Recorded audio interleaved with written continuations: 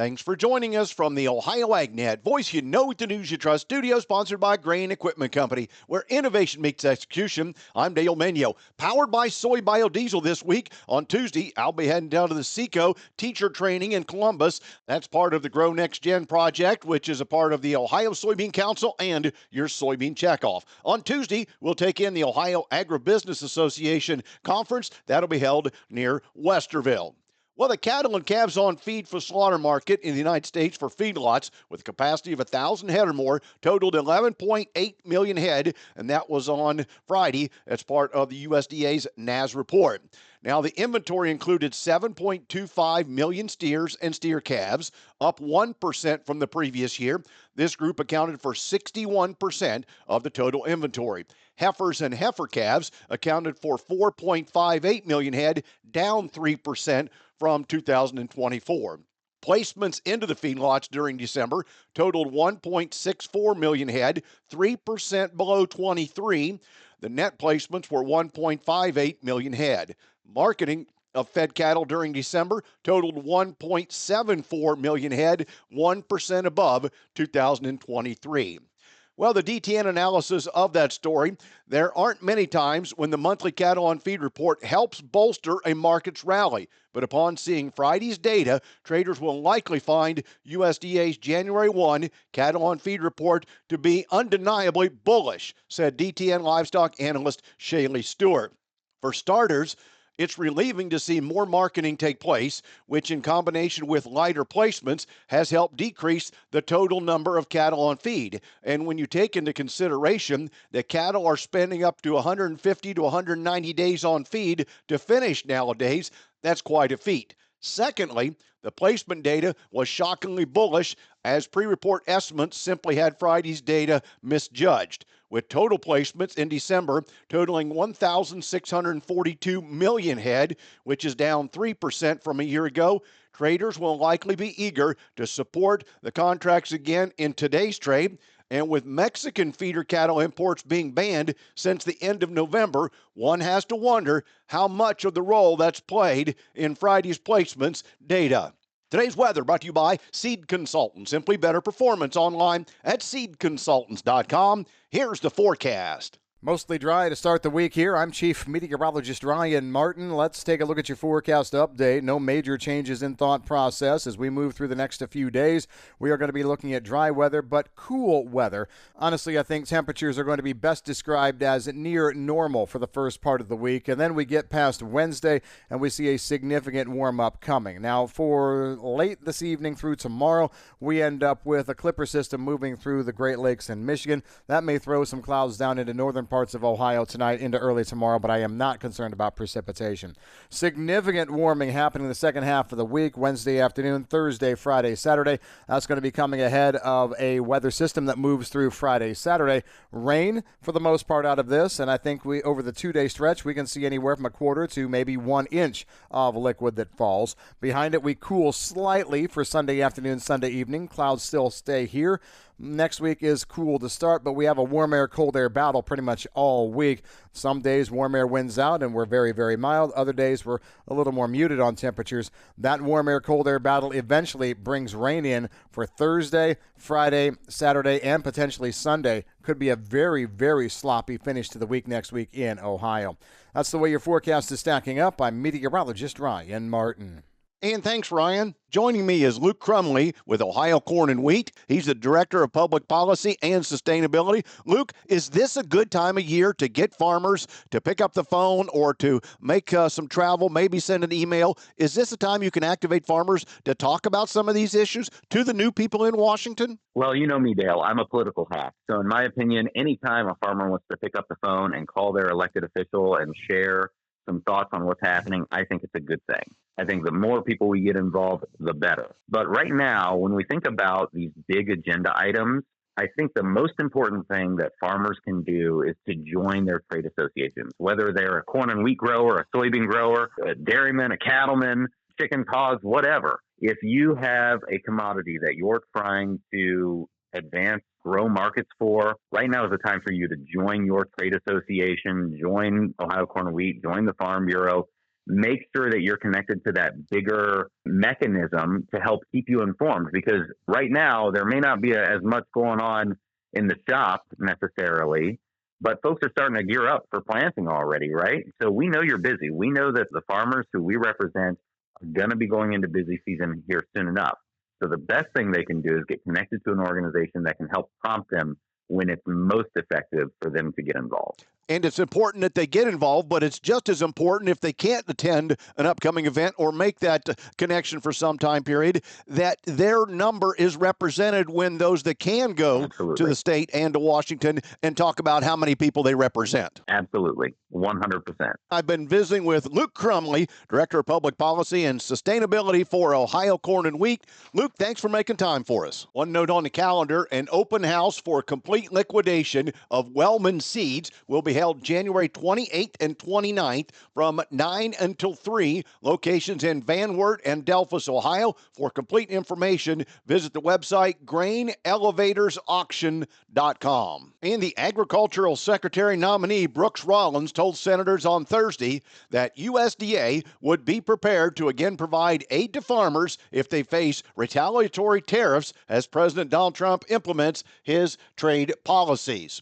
Also, despite concerns about farm workers being deported, Rollins also told senators she supports Trump's border and mass deportation policies, but said she is willing to work with the Department of Labor and Congress to reform the H-2A migrant labor program. Rollins' confirmation hearing with the Senate Ag Committee was congenial and bipartisan, but senators raised concerns about the potential impacts of Trump's policies, especially around tariffs and labor. Some senators also pushed to ensure Rollins would support biofuel policies. In nearly every issue raised, Rollins had a positive response. At one point, Rollins said people have called her a pathological optimist. Coming out of the hearing, it's hard to see Rollins not gaining broad bipartisan support for a quick confirmation vote before the full Senate.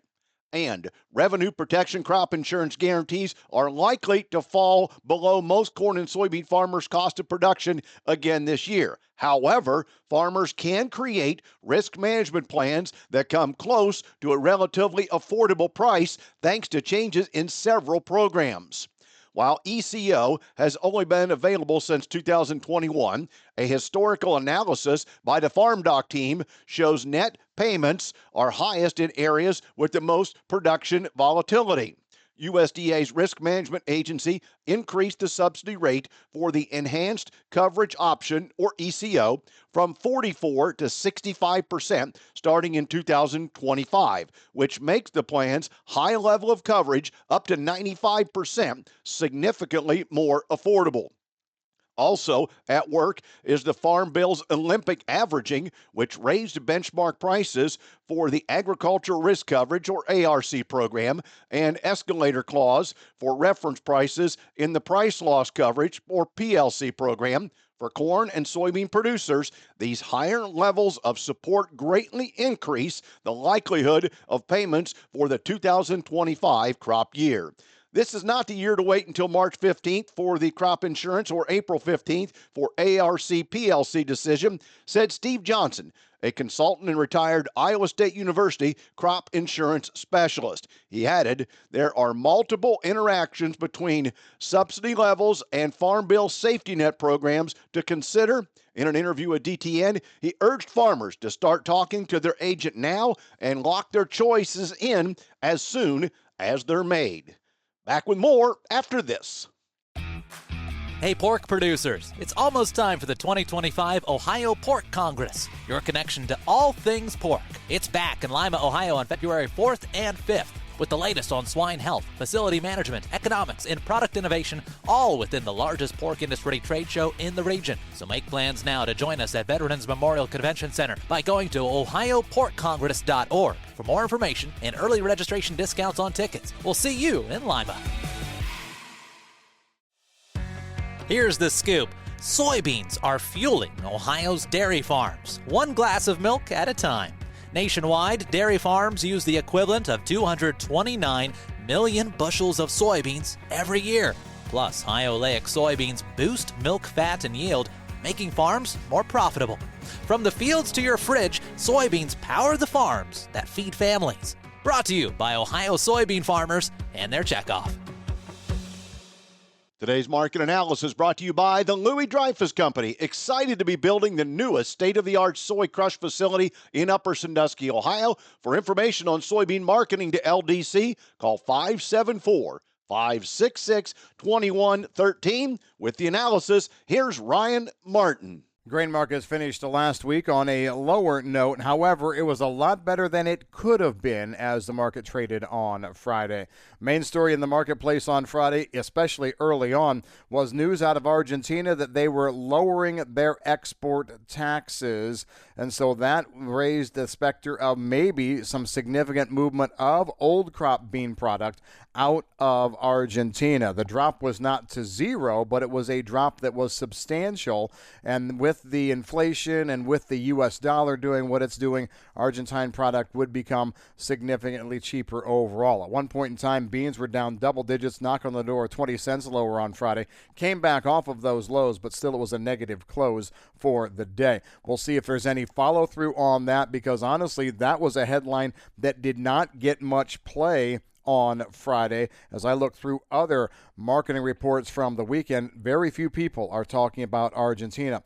One thing that stood out to me, President Trump does not need to raise tariffs on China. Congress can do it for him. There is a bill that could revoke China's favored nation status. The congressional act would raise tariffs to 35 to 100%, likely cause retaliation from China. Washington congressional sources are arguing that both the House and the Senate need to introduce the bills. The odds are high that China's favor status may end by the end of March or April. That could complicate the administration's negotiation of any future U.S.-China trade deal. So that's going to be something to pay attention to going forward. That was a little blurb that came out over the weekend. Last Friday did not feature any new flash reported sales. The USDA weekly export sales report came out on Friday, slowed by the holiday to start the week, showed better than expected corn and soybean sales, disappointing wheat sales overall. Brokers estimate that managed money purchased 1,300 contracts of corn, 900 contracts of beans, 4,800 contracts of soy oil. That was probably at midday. It fell off after that. I'm Ryan Martin. And thanks, Ryan. We'll have the overnight markets at the open after this. Morton Buildings is holding their annual Building Value Day sales event running now through the end of February. Morton Buildings are built stronger, last longer, and look better. So if you're planning for a garage, farm shop, stall barn, a storage building for your RV, boat, or collectibles, or anything in between, act now and contact one of their 4 Ohio offices by visiting mortonbuildings.com or call 800-447-7436 to take advantage of their current savings on select new buildings. Certain restrictions may apply. This offer is available on select building styles. Contact your local construction center for more details. Did you know veterinarians touch our lives each day, whether we own a pet or not? From safeguarding against diseases to making sure our food supply is safe, to treating the family pet or the farm's food production animals, veterinarians are on the front lines. I'm Dr. Kevin Fitzgerald from Animal Planet's eVet Interns. Veterinary medicine is more than you think. Learn more at avma.org. A public service message from the American Veterinary Medical Association and this station. Today's market's brought to you by Seed Consultants. Simply better performance online at seedconsultants.com. Overnight at the open, we have March corn 481 3/4, down 4 3/4. Maize down 5 at 491 1/2, and December new crop down 2 3/4 at 458 1/4 cent. The March beans are down 14 at 1041 3/4. May down 13 3/4 at 1054 1/2, and November new crop $10.39, down 9 3/4.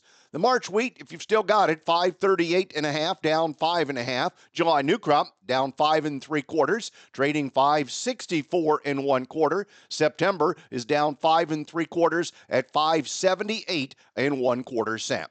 In livestock, February cattle up $3.67 at $204.77. April $203.02, up $2.30. February lean hogs, $82.30, up 17. Then April up $1 at $88.20. Let's go on out to May, where we're up 87 cents, but at $92.87. March feeder cattle up $2.50 to $276.57. And April feeder cattle up $3 at $275.45. Thanks for joining us. I'm Dale Minio. This is the Ohio AgNet.